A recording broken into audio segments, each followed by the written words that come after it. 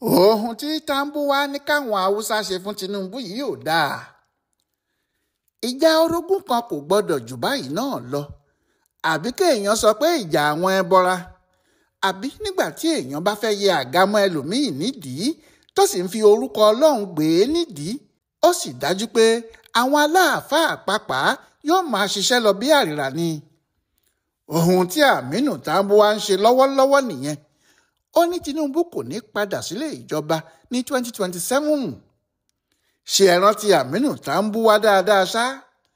Olórí ilé ìgbìmọ̀ aṣojú-ṣòfin fọ́dún 4, gómìnà ìpínlẹ̀ Sokoto fọ́dún 7, ẹni tó wà nílé ìgbìmọ̀ aṣòfin àgbà báyìí láti 2023.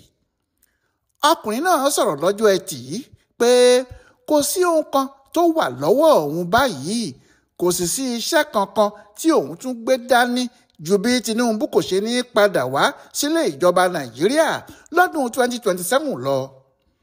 Ó ní kí ẹnikẹ́ni má sọ pé òun ò gbọ́ o, kẹ́nìkan má sì sọ pé òun ò mọ̀, gbogbo ọ̀nà pátá lòun yóò fi jà, ó sì dájú pé Ọlọ́run yóò fún òun ṣe.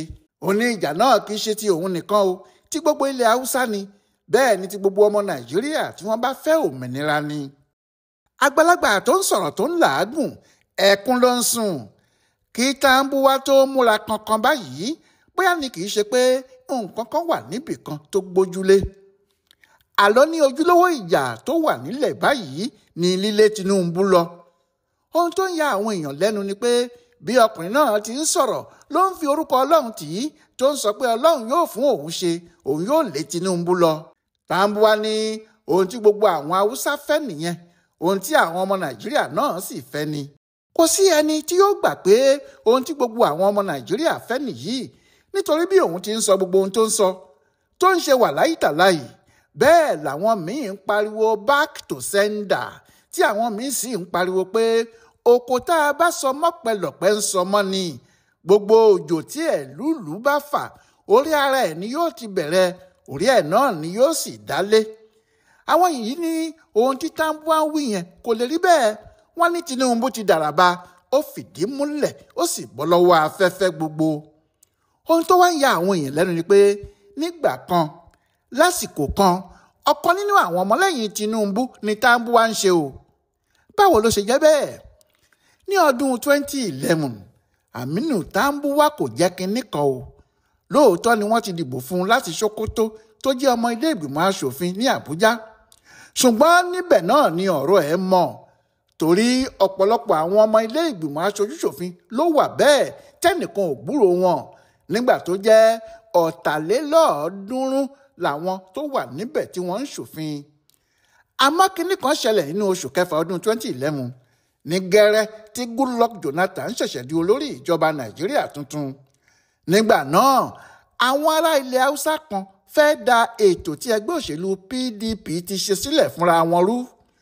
Ohun tó ti wà nílẹ̀ ni pé bí olórí ìjọba Nàìjíríà bá wá láti gúúsù, igbákejì ẹ̀ yóò wá láti àríwá, olórí ilé ìgbìmọ̀ aṣòfin àgbà yóò wá láti àríwá, olórí ilé ìgbìmọ̀ aṣòfin kékeré yóò sì wá láti gúúsù.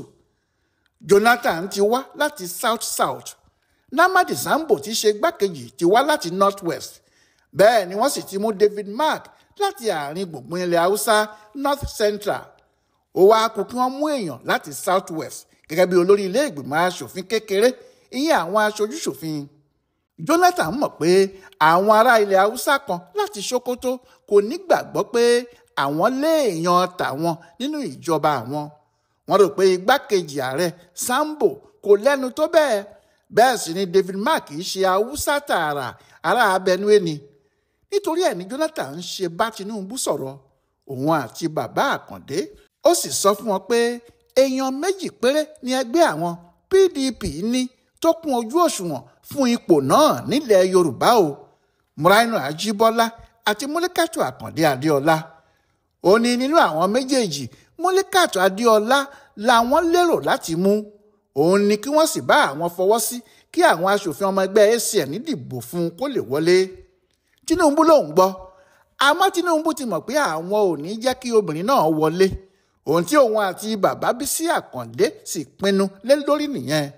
Nítorí bẹ́ẹ̀, nígbà tí àwọn Fẹ́mi Gbàjàbíàmílà wá Aminu Tambuwal jáde bí ọ̀rẹ́ wọn tí yóò gbọ́dọ̀ sí wọn lẹ́nu tó sì jẹ́ ohunkóhun tí Tinubu bá fẹ́ ni yóò ṣe. Tìdùnnú ni wọ́n fi gbà á. Ní Tambuwal bá di ọmọlé fáwọn Tinubu. Bẹ́ẹ̀ ni wọ́n dìbò ní ọjọ́ 6 oṣù kẹfà ní 2011. Tinubu yí Jonathan lágbòdà ná. Bẹ́ẹ̀ ni wọ́n kọjú Múlíkàtù sóòrùn alẹ́. Nítorí kàkà kí Múlíkà tó jẹ́ ọmọ Yorùbá tí gbogbo ayé sì rí tí wọ́n rò pé Tinubu yóò tì í lẹ́yìn wọlé, Tambuwal ló wọlé pẹ̀lú agbára àti àtìlẹ́yìn àwọn Tinubu. 90 ìbò péré ni Múlíkàtù ní, nígbà tí Tambuwal ní 252 ìbò 252. Ọ̀pọ̀ àwọn ọmọ Yorùbá ni wọ́n bínú sí Tinubu nígbà náà nítorí wọ́n mọ̀ pé òun ló wà nídìí ọ̀rọ̀ yìí tó sì fi ipò olórí ilé ìgbìmọ̀ aṣòfin du ọmọ Yorùbá bíi tirẹ̀ tó wá gbé ipò náà lé ọmọ Haúsá tí kò ní oore kan tí yóò ṣe é lọ́wọ́. Bísí Àkàndé kọ sínú ìwé ẹ̀ pé kò sí ohun méjì tó fà á ju ìjà tí àwọn ń bá PDP jà nígbà yẹn lọ. Ó ní gbogbo ọ̀nà pátá tí àwọn bá sì mọ̀ làwọn fi ń gbégi dínà fún ẹgbẹ́ òṣèlú náà. PDP tí àwọn sì ń bá bínú ló jẹ́ kí àwọn kọ̀yìn sí Múlíkàtù Àkàndé Adéọlá tí ìbálẹ̀ olórí ilé ìgbìmọ̀ aṣòfin ní 2011. Títí di àsìkò yìí Tinubu kò rí àlàyé míì ṣe jù bẹ́ẹ̀ lọ. Tambuwal sì ṣe dáadáa fún àwọn Tinubu níbẹ̀rẹ̀ o. Kó sì tó di pé Buhari yọjú, Tambuwal ni wọ́n ń fẹ́ gbé kalẹ̀ ní 2015 gẹ́gẹ́ bí ẹni tí yóò du ipò ààrẹ lórúkọ ẹgbẹ́ wọn. Nígbà náà lòun náà ń pààrà Èkó tó jẹ́ kò sí ohun tí àwọn ìyálọ́jà gbogbo ń ṣe lẹ́kọ̀ọ́ tí Tambuwal ò ní débẹ̀ bó ti náwó ló nára. Àmọ́ nígbà tí Muhammadu Buhari dé, àwọn Tinubu náà ni wọ́n sọ fún un pé kó lọ ṣe gómìnà ní Sokoto lórúkọ APC lẹ́yìn tó ti darapọ̀ mọ́ wọn. Àmọ́ kì í ṣe ohun tí Tambuwal ń wá nìyẹn. Tambuwal fẹ́ di ààrẹ Nàìjíríà ni. Ó sì dàbí pé àwọn kan ti sọ fún un pé ipò náà yóò tẹ̀ ẹ́ lọ́wọ́ dandan. Nídìí èyí bó tiẹ̀ jẹ́ pé wọ́n yàn án gẹ́gẹ́ bí gómìnà Sokoto ní 2015, kìnní náà kò tẹ́ ẹ lọ́rùn tó. Ohun tó sì ti gbọ́ tó ń rò lọ́kàn ni pé wọ́n ní sáà kan ni Buhari fẹ́ lò nílé ìjọba. Nígbà tó hàn pé Buhari kò fẹ́ lo sáà kan o, ó ń múra sáà kejì. Tambuwal ti jà bọ́lẹ̀. Ó ní ẹgbẹ́ tí kò ládéhùn ní APC, ẹgbẹ́ àwọn oníjẹkújẹ. Ohun tó wí nìyẹn nígbà tó sì di ọjọ́ 1 oṣù kẹjọ 2018 Tambuwal sá padà sínú PDP. Tambuwal ò sọ fẹ́ nìkan pé nítorí tí òun fẹ́ du ipò ààrẹ lòun ṣe padà sínú PDP o. Ó ní APC ń hùwà ìbàjẹ́ tó pọ̀ ju ti PDP tí òun kúrò nínú ẹ̀ lọ ni. Àmọ́ oṣù kan lẹ́yìn tó dé, ìyẹn lọ́jọ́ 21 oṣù kẹjọ yìí kan náà, ó gba fọ́ọ̀mù PDP pé òun fẹ́ du ipò ààrẹ. Nígbà tí wọ́n di ìbò abẹ́lé wọn tí Tambuwal kò wọlé, ó sáré padà lọ gba fọ́ọ̀mù tàwọn gómìnà.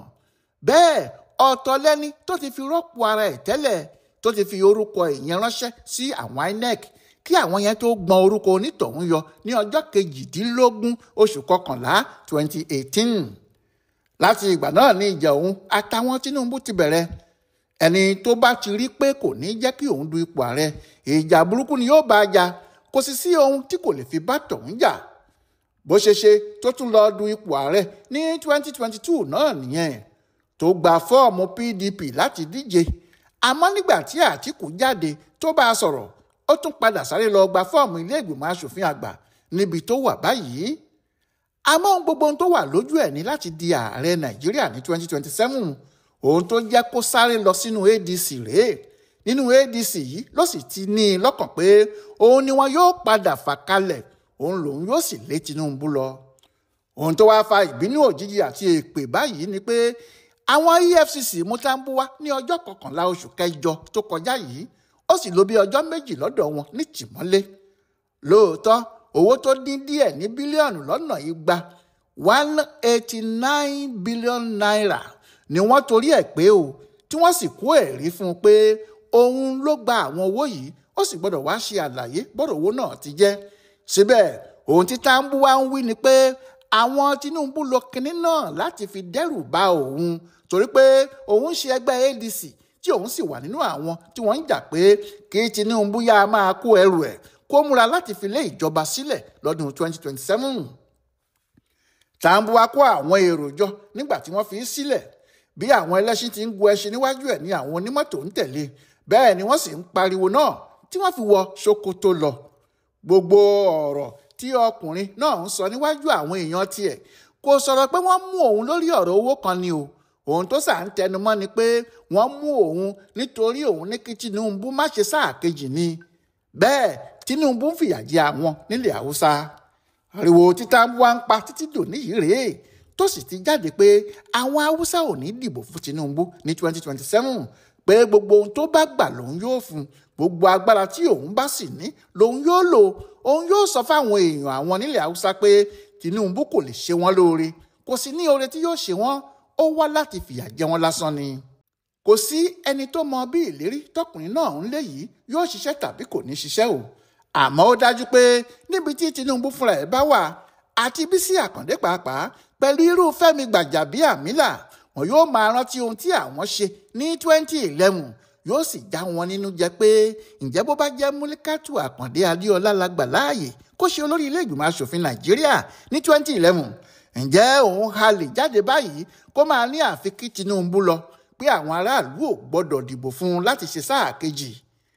Àmọ́ ọ̀rọ̀ àwọn olóṣèlú orí ẹni eégún ń lé lọ ó fa lọ́bẹ̀ lání, ojúbọ̀rọ̀ ṣe é gbọmọ lọ́wọ́ èkùrọ́ ń dán. Àwọn Tinubu náà yóò ti máa ronú ohun tí wọn yóò ṣe fún Tambuwal bóun náà ti ń pariwo ohun tó fẹ́ ṣe fún wọn. Nígbà tí àwọn méjèèjì bá sì pàdé ní pápá ìje, tí wọ́n bá mú ìrù ẹkùn tí wọ́n fi lé ajá lọ́wọ́, ẹni tí yóò tẹ̀ yóò fojú hàn láàrin wọn. Ọláyíwọlá Alága ló yẹ ọ̀rọ̀ tí Aminu Tambuwal ṣẹ̀ṣẹ̀ sọ yìí wò fún Bùdó Àgbáyé fún àṣà àtìṣe Yorùbá World Center nínú ọgbà Yunifásítì Ìbàdàn. A kú dédé àkókò yìí.